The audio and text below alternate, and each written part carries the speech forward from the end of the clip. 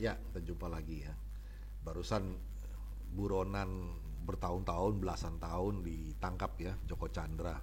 Saya menulis artikel berjudul Tangkaplah Joko Chandra, Harun Masiku, Samintan, Samsul Nur Salim, dan lain-lain. Maka mereka akan bernyanyi merdu. Begini. Ya, akhirnya Joko Chandra tertangkap. Tapi itu setelah ada perintah langsung dari Presiden Joko Widodo. Begitu kata Kabar Eskrim Polri Komjen Listio Sigit Prabowo. Mantap, bravo buat Polri. Ini bagus dan juga jelek. Bagus artinya Presiden Jokowi itu tegas dalam penegakan hukum untuk kasus Joko Chandra. Jelek atau nggak begitu bagus lantaran kenapa mesti nunggu 11 tahun baru Polri bisa mencokok DPO? Kenapa nggak dari dulu-dulu? Oke lah, kalau begitu apakah kita atau Polri mesti menunggu perintah langsung dari Presiden Joko Widodo terlebih dahulu untuk menangkap banyak DPO lainnya? Itu pertanyaannya.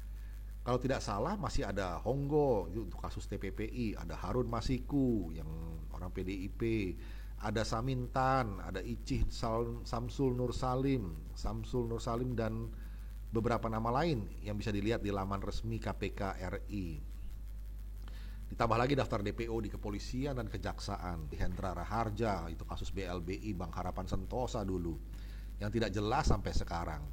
Ada kabar ia sudah meninggal di Australia. Juga adiknya Edi Tansil, yang lebih tidak jelas lagi kasusnya sampai sekarang. Apakah kasus-kasus seperti di atas itu mesti menunggu perintah langsung dari Presiden Joko Widodo untuk segera diusut? Di mana keberadaan para DPO? Kapan mereka bisa ditangkap? Ternyata ada banyak perspektif dalam kasus Joko Chandra saja. Ada yang bilang bahwa ia hanya korban konspirasi para politisi dan penguasa busuk pada zaman itu. Salah satunya Setia Novanto, saat itu ketum Golkar, yang sudah kena karma. Walau untuk kasus yang lain, itu kasus IKTP. Ada juga soal papa minta saham.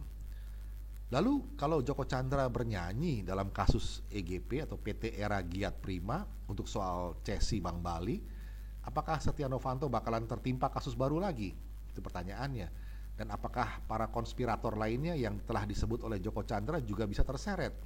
Kasus Joko Chandra sepertinya bakal menyikut banyak nama besar di dunia perpolitikan era Pak Jokowi, ya, sebelum era Jokowi. Banyak yang dak-dikduk nih, tidur pun jadi tidak nyenyak. Dapat dipastikan bahwa para konspirator lainnya sedang berakrobat mati-matian untuk meloloskan dirinya dari jeratan hukum dengan berbagai cara yang halal maupun yang haram. Pihak kepolisian maupun kejaksaan yang sekarang sedang menahan Joko Chandra mesti ekstra hati-hati. Ada banyak nama besar lain yang terlibat. Aroma politik uang maupun politik mesiu mulai menebar sengatnya. Waspadalah. Kasus Joko Chandra pun bisa jadi presiden yang baik untuk segera mengungkap kasus-kasus besar lainnya. Honggo, Masik, Hendra Raharja, Edi Tansil, Samsul, Icih, dan seterusnya. Terhadap keadilan, memori publik mesti terus dirawat sampai keadilan itu sendiri tegak dan jadi pembelajaran bagi generasi masa depan. Semoga saja kasus ini membawa hikmah bagi semua anak bangsa bahwa penegakan hukum yang adil di Indonesia masih bisa diharapkan. Ya, semoga ya.